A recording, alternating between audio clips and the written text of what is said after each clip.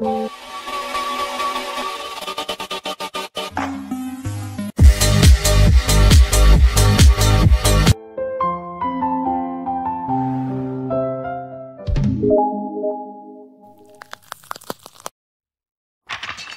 awal dalam episode 490 Detektif Conan ini nampak Heiji sedang menelpon Conan dan teringat seorang detektif yang menyamainya. Dia pun bercerita sehingga flashback pun dimulai. Di sebuah lereng bersalju yang merupakan tempat berski, nampak Kazuha yang mengalami cedera. Dia diusili oleh Hattori dan menyuruhnya untuk kembali ke hotel. Nampaknya mereka dan beberapa orang sekelasnya sedang wisata di lokasi itu. Nah, saat dua siswa lain mengejek para perempuan yang berkerumun di sekitar Kazuha, di sini dijelaskan bahwa terdapat cerita rakyat di pegunungan salju itu mengenai legenda Yuki Onna. Kisahnya, saat terjadi badai, ada seorang wanita berbaju perak di sebuah lereng gunung. Di saat itu ada seorang pria pendaki lewat dan wanita itu meminta tolong kepadanya. Si pria bertanya, dia butuh bantuan apa, sampai beberapa kali. Namun, wanita itu menjawab saat si pria menawarkan menggendongnya. Wanita itu berkata, "Aku butuh tetesan darah dari jantungmu." Setelah badai berhenti, pria itu ditemukan tergeletak dan ditemukan tumpukan salju di dalam selendang yang disinyalir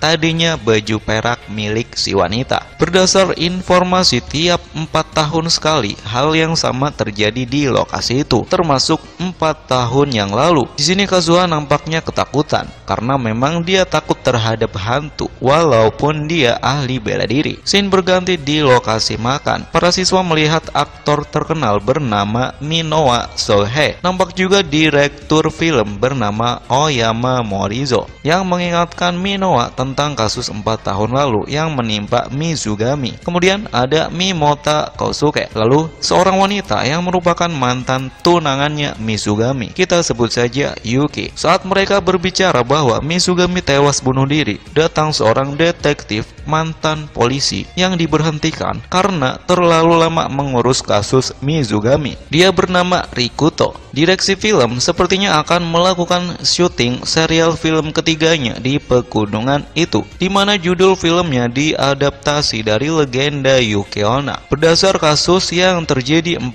tahun lalu. Nah, Heiji yang mendengar pembicaraan mereka yang menyepelekan kasus, dia berteriak dan membuat salah satu direksi film tersenyum atas tingkahnya. Nah, beberapa pengunjung yang merupakan fans Minowa, mereka meminta Minowa untuk menunjukkan aksi berskinya secara langsung. Direktur pun memberi waktu untuk menyenangkan fans sebelum syuting dimulai. Di sisi lain, nampak Ran dan Shinichi yang naik lift gantung. Mereka sedang membicarakan legenda Yuki Onna yang merupakan cerita rakyat, namun sebenarnya legenda ini ditulis oleh seorang WNA atau warga negara asing yang berprofesi sebagai guru bahasa Inggris. Setelah itu, Shinichi pun merasa akan terjadi badai di pegunungan itu sehingga mereka bergegas turun. Scene pun berganti. Beberapa saat kemudian, salju turun dengan lebatnya. Di sini nampak Heiji yang berusaha menyelidiki kasus 4 tahun lalu dengan cara naik lift gantung. Dia ditemani Kazuha. Mereka pun naik lift tersebut. Nah, ketika salju mulai mereda, nampak Shinichi dan Ran yang sedang berjalan di dekat pos lift. Dia melihat aksi Minowa yang berski menghibur fansnya. Setelah itu,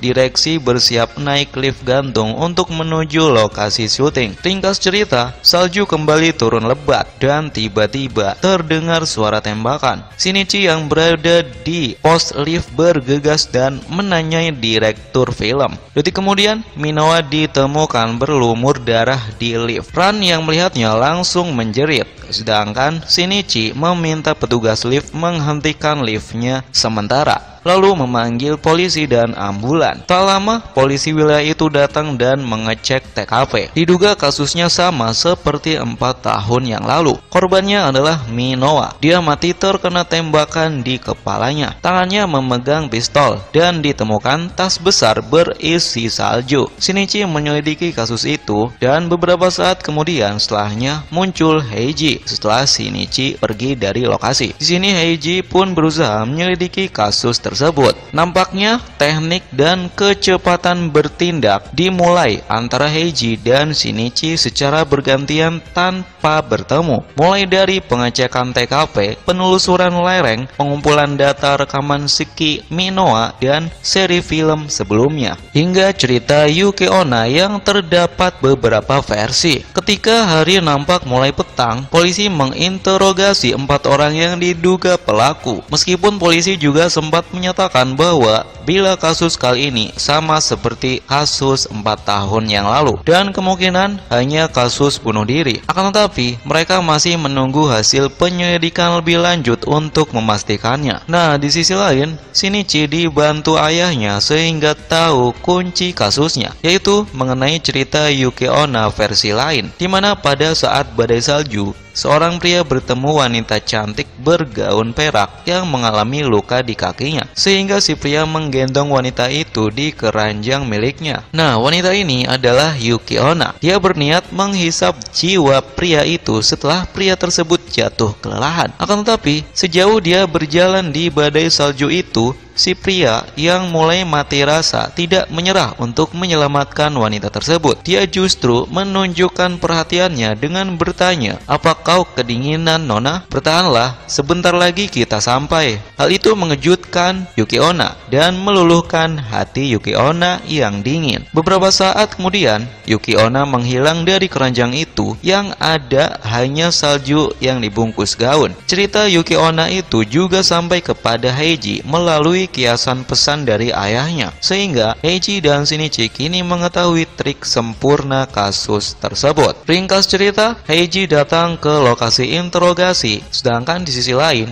Shinichi menelpon salah seorang polisi. Mereka memulai deduksinya secara bersamaan dan sama persis. Si pelaku membunuh Minowa di atas lift gantung dan membuatnya seolah bunuh diri dan memanfaatkan cerita Yuki Onna. Trik ini berhasil hanya saat badai salju. Pelakunya adalah Mimota. Awalnya dia mengelak dan menyatakan punya alibi saat kejadian, bahwa dia sedang memanggil Yuki di lereng. Memang benar, dari 4 pelaku, si mantan polisi yang kini jadi detektif tidak mungkin jadi pelakunya. Terlebih, dia selalu mengawasi Minowa, sedangkan direktur duduk di lift yang berada di depan Minowa. Dia tidak mungkin melakukan trik ini karena butuh keahlian berseki saat turun dari lift. Sedangkan Yuki berada paling belakang dan dia hanya ingin mengenang mantan tunangannya di lift itu. Trik penentunya adalah suatu letupan. Suara saat kejadian itu berasal dari kembang api yang disetting otomatis menggunakan botol, sedangkan Minowa sudah dibunuh sebelumnya. Trik berikutnya, si pelaku turun dari lift di ketinggian 3 meter dan langsung membuat alibi memanggil Yuki yang berada di lift belakang. Yang menjadi petunjuk utama dalam kasus ini adalah posisi duduk korban yang terlihat janggal. Dari hasil rekaman mereka menemukan perbedaan plot yang menyimpulkan bahwa Minowa menyewa stuntman secara pribadi alias peran pengganti. Dan tentu saja barang buktinya yaitu baju ski dan tas masih dibawa si pelaku. Akhirnya Mimota mengakuinya saat jaket miliknya dibuka dan ditemukan jaket ski Minowa dan tas besar. Di sini terungkap bahwa alasan Mimota membunuh Minowa ialah untuk balas dendam. Mimota telah memastikannya terlebih dahulu bahwa pembunuh Mizugami adalah Minowa. Hanya karena Mizugami akan berhenti menjadi pemeran pengganti dirinya, Minowa takut reputasi dan jenjang karirnya terancam, sehingga dia membunuh Mizugami di atas lift itu setelah melakukan aksi ski pada 4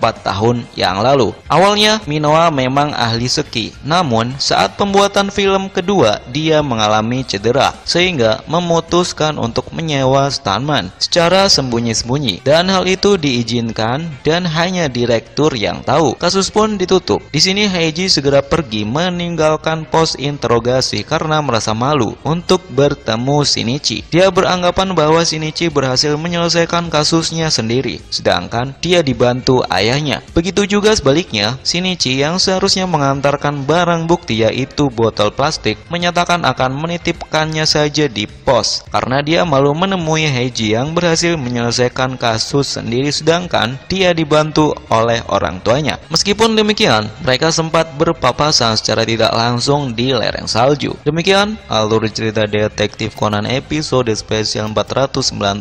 Pada end creditnya, Heiji mengatakan bahwa detektif SMA itu tidak menyebutkan namanya saat menitipkan barang bukti. Dia sempat memujinya dengan berkata, "Bukankah dia detektif yang rendah hati?" Conan yang mengetahui bahwa itu dirinya hanya menampakkan wajah culunnya. Bagaimana menurut teman-teman? Like bila kalian suka dan dislike aja bila kalian tidak suka video ini. Semoga bermanfaat. Jangan lupa tulis scene yang mungkin terlewat dalam bahasan kami di kolom komentar. Terima kasih and see you on our next recap channel.